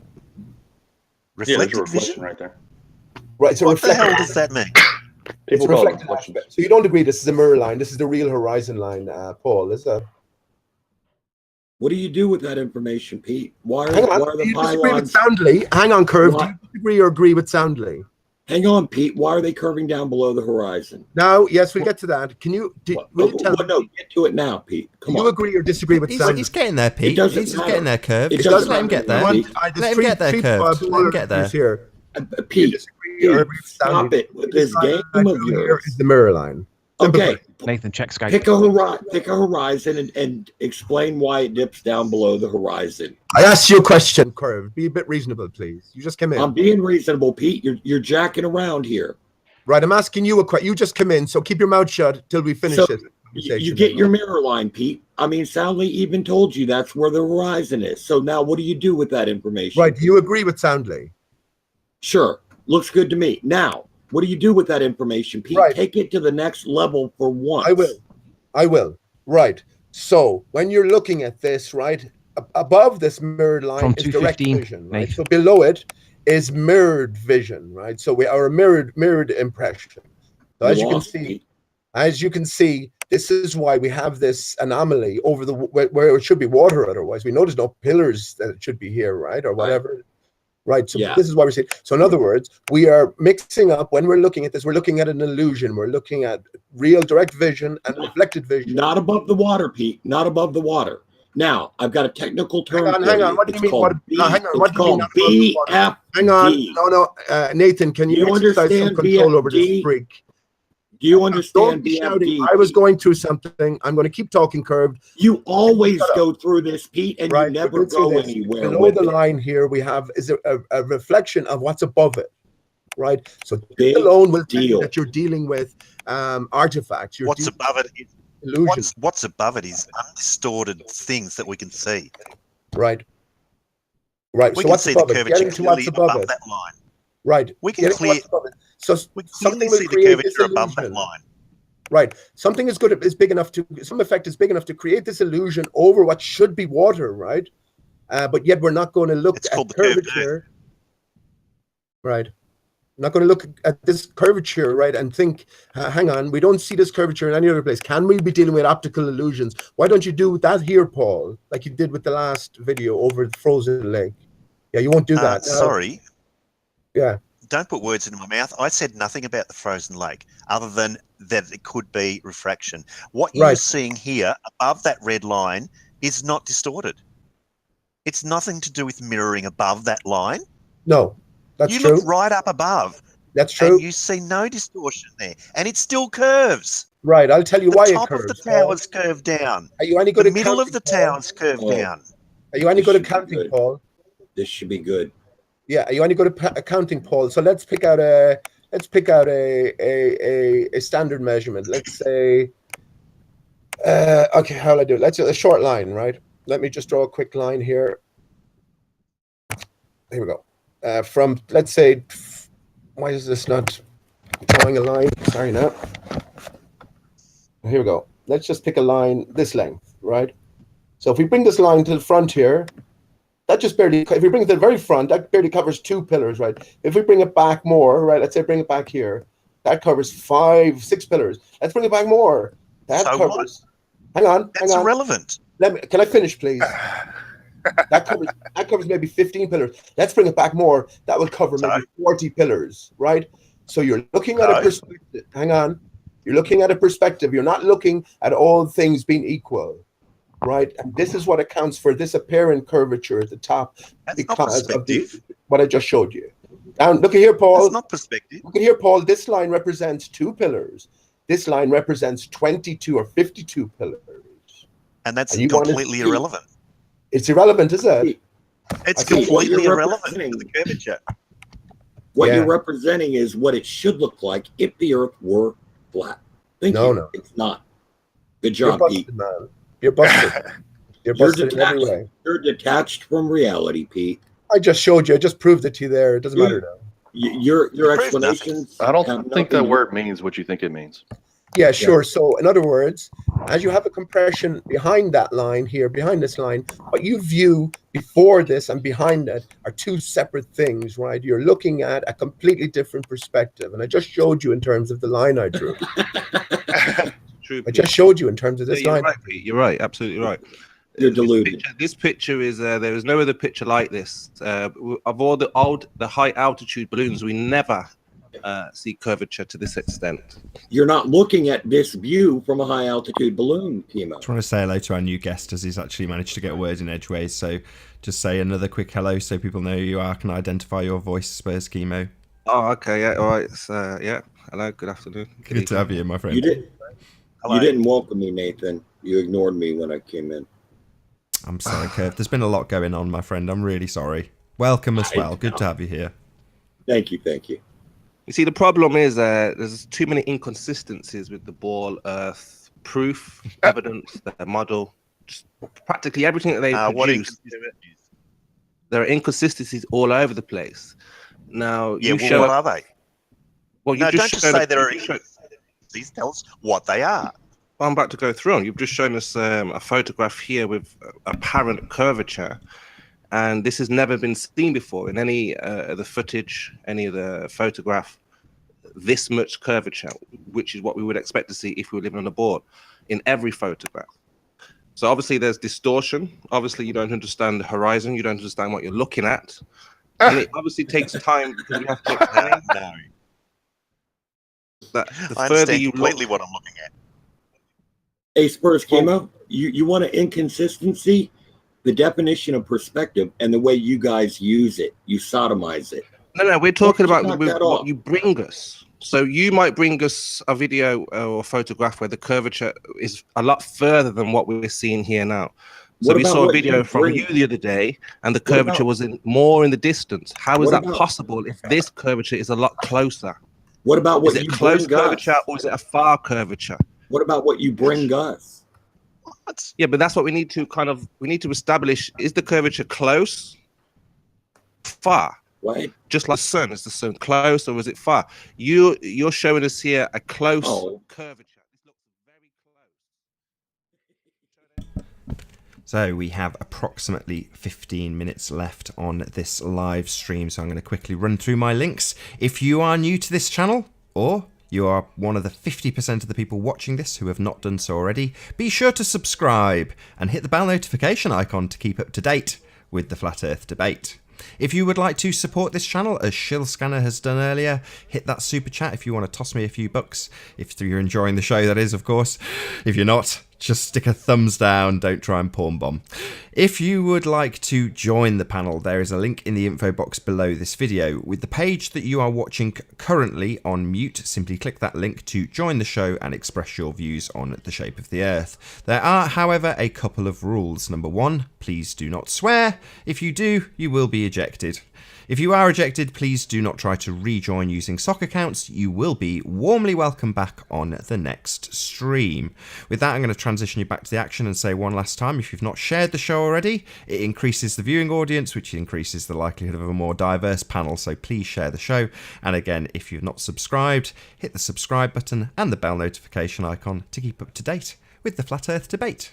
Answer that question. This will be a very difficult question to answer because they obviously know once they answer that, again, they will get themselves into all kinds of trouble.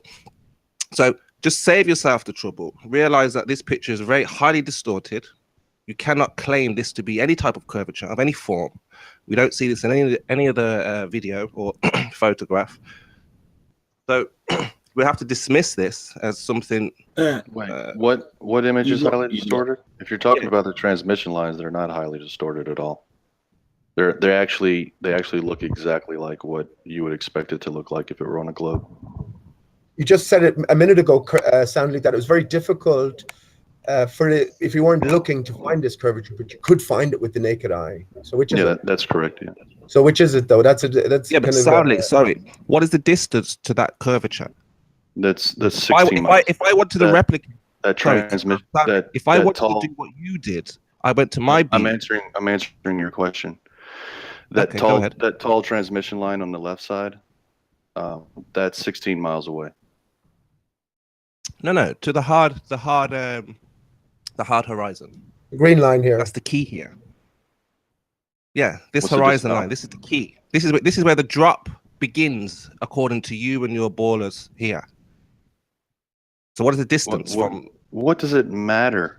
But it matters. Of course, it matters. It doesn't matter. Look at the tops of the transmission lines. This won't be. You guys all want to? Okay, let me ask you this. Okay, this is what I'll challenge you to do. You provide me with a flat Earth geometry-based obstruction height calculator that predicts these observations, and then we'll go from there. No, that's not a good starting point. Nonsense, isn't it? There is no starting point. That's the whole point. It's for the public to know anything. Y'all have nothing that can predict a good starting point is for the public to know the distance to that horizon, so we can go out and replicate it, repeat it. You can go out and replicate it, and do the same thing over and over again. Well, we can count. Sorry, take your P900 to flat Earth's end, which is you can find it on Google Maps. It's on I-10 and real close to Laplace. You take your P900, you go out there and you take pictures. That's how you replicate it. Yeah, but what is the distance? We need to know the distance so we can replicate it. It's 90 miles to the far tower. That's the distance. And it's 19 pylons away. No. We're not talking to the far tower, to the horizon line. What is the distance to the horizon? There are 19 visible pylons. I think. Do we know the distance between the pylons, Soundly? 19 visible. Come on, Jeremy. Yeah, from here, 19 visible to where that hard line is. Well, if you disagree, come up with another number. All the foreground towers aren't. Again, a lot of could have, would have, should have. This is the problem your ball has, and this is why we will continue to believe in the flat Earth. If we can't get a straight answer of the distance. I've given you a straight answer. Sorry, guys, I'm going to have to interrupt you. Sorry, guys, I'm going to have to turn you all down. Just appreciate that I need to introduce Bendy Water, as he's a bit of a weird count name. How are you doing, Bendy Water? Can you say a quick hello? Got about 5 seconds before I snipe you. He said hello, Nathan. Oh, did he? Oh, I'm really sorry. I didn't hear him. I sniped him out. I'm so sorry, Bendy Water. He did say hello. I'm sorry. I heard him. All right, that doesn't matter anyway. But as I said to you before, Curved, Soundly's footage is easily debunked because when we ask the right questions about the distance, It's never been debunked. Well, we can't replicate this. Can we replicate Yes, and you can. repeat what you have done? When did you try and replicate it and fail? No, can it be replicated? Is what we're asking. Yes, it's been replicated. It's been replicated for the tunes of thousands of photographs. Yes. Okay, so which flat earther has replicated this? I don't know. Why don't you ask them? I've invited That's them to the go. challenge. You put this out here for flat earthers to look and say, "Hey, this is curvature. Go and repeat this. Go and replicate this." This is why you did it. Yes, not for other ballers who already know it's a ball, right? So if you lot are That's just correct. too lazy, then the Earth's flat. Someone tried to do it. Pretty Someone much. tried to replicate it and they couldn't. That's showed not how true. Stanley was being fraudulent with the bridge photo, and he wasn't showing That's the not true. natural curvature of the bridge. This video, Sally, That's is not for true. the likes of me and the likes of Sorry, I've Nathan seen the and video, Pete, for us to believe that this, like, hey guys, this is your curvature. So we're saying, what is the distance to that horizon? I don't know the distance because I You haven't don't know the actually. distance, and that's the problem we have. actually We need accurate measurements so we can go and replicate exactly. Which is what we just did. It's just what we just did. We just did the Little Tenses Bayou without knowing the experiment, distance. which we will be Without knowing the- releasing. Hold on, We just without did knowing the the little. distance. We just did the Little Tenses Bayou experiment this weekend, and we did a whole bunch of causeway observations. And I had Jesse Kozlowski here. He was doing the geodetic measurements, so he will have the data. He will have the measurements, and you will have exactly what you're looking for. I can tell you after this week's observations that the only people left in flat Earth are only the truly devoted, because these observations will absolutely blow away flat Earth. Yeah, again, you're missing the point, Stanley. In science, everybody has to be able to repeat this experiment. Like I said, we just did the Little Tenses Bayou experiment. We had a surveyor there that did all of the work. Yeah, so I support Stanley on his curvature. Can anybody anywhere in the world get when we know the distance from the camera to the horizon? Can anybody in the world get this amount of curvature if they try this experiment at home? Yes. Yes. Of course they can. So what's the distance? We need the distance. How far is the horizon?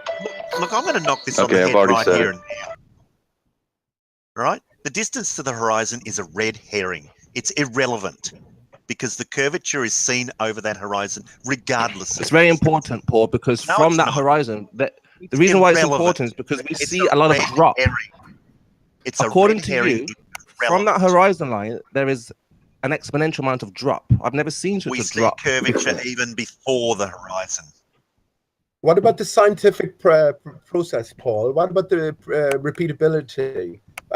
This is unique to Soundly, apparently. If anyone can repeat this is a reality, people from all over the world would be capturing a similar. Exactly, Pete. And that's my point. This is how I say we debunk this video.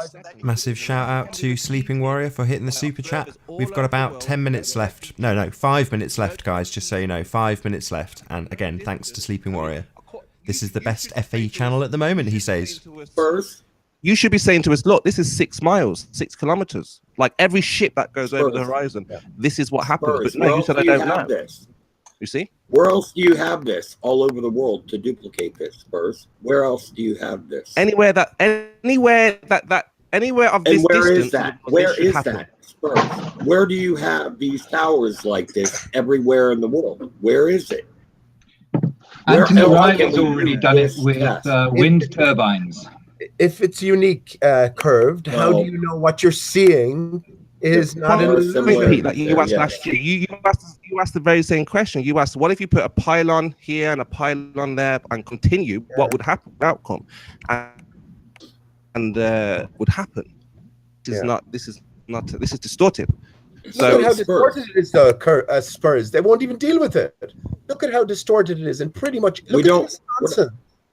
For us to take this as reality, look at what's going on here. You have to come along and say this is not reliable to form any categorical conclusions because we're not dealing with. Look what happens if you draw random lines at it in weird angles. Hey, Pete, how you? Why isn't the horizon that high, Pete? Why doesn't the horizon rise to that line level? It does. We can see that the horizon Why drops does on the Phuket Words video, so how not is it any rise to different that on this line level video? that you're drawing? I did. That's the mirror line here. I can't hear.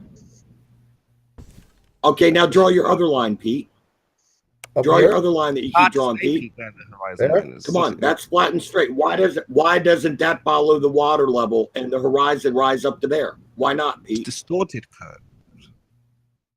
You're distorted. No, this isn't reality. You're broken. So this is why this picture has to be 100% dismissed, because this cannot be replicated anyway. This is a joke. I don't understand why it was brought forward as proof of curvature. Can you tell me, Spurs? This is almost like saying, hang on, you've repeated the claim now. You've repeated the claim now that this cannot be replicated. So can you tell me about the times that you attempted to replicate it and failed, and why?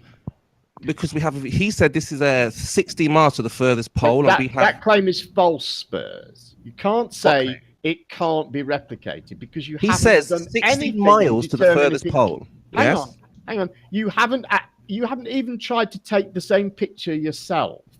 So because it's not possible to do such a thing. I'm asking what's the distance so I can go and try. How have you determined it's not possible to take a photograph now? Because we have a further distance of 30 miles with no curvature. Where? Me. Go and get Fredo's video if we have to watch it again. We're talking about this picture, and you're claiming that this picture cannot be replicated. So what have you done? Because we don't know the distance. Yes, so we don't know what the have you done to determine if this picture can or cannot be replicated? Well, we've replicated it on a straight We have other bridge. videos where the distance is a lot further. No, that wouldn't help you, would it? You said this cannot be replicated, and you've said it twice. That's false. Because he won't tell us the distance. You don't. No, I'm asking, can it be replicated? And I'm saying it can't be unless we know You're not asking if it can. You're claiming that it can't be. Jeremy, to the horizon, it cannot be replicated unless we know the now distance. You claimed it again. Yeah, unless we know the distance. He won't tell us the distance to the horizon, so how can we replicate it? By going there and actually doing it.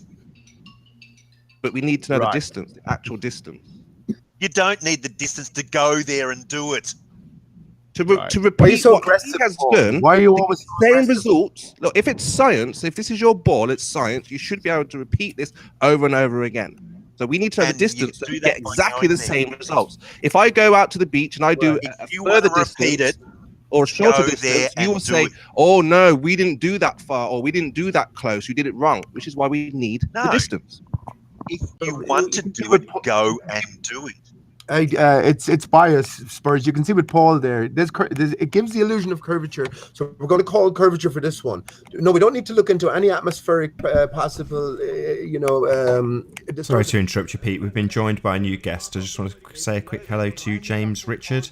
How you doing, James? Video showed it was flat. Well, then there has to be a problem with that. That's not scientific, and that's why none of these guys entertain. Hello, really. Pete. You're completely ignoring me. I know nothing about the other video. Sorry, Nathan. I didn't hear you. Right, thank God. Right, we've been joined by a new guest. How you doing, James? Hi, James. Pretty good. I was just gonna ask you guys if you could find an aerial photo of those same pylons. No, they can't, James, because I said it's not. You won't see such curvature anywhere else unless you look at this distorted picture. Don't be daft. It's in No, Google. that's not true. Nick at Phuket Word has found curvature on a straight bridge that looks just like a photo or an image that is questioned. You find other photos of the same thing and compare them. See if you can get the. And sorry, James, the same thing should happen from the other side. So if you go to the pylon soundly to the other side, you should take the photograph and take it looking back, and you should get exactly the same results. Yeah. Sorry, James. Go ahead. Yeah, but you compare that to like an aerial one, one above it. Do they see what I'm saying? I told you, Kirk. Before you make the conclusion, James, you gather all the possible, because if you're going to stand by this claim, it's ridiculous on the face of it, right? So you want to be absolutely sure, but none of these guys will say that. All they'll come along and say, well, it looks like curvature, therefore globe Earth proven. Well, let me just interrupt and ask Soundly a question, which is fairly simple. Sorry to interrupt you, James. So, do you have a drone, Soundly?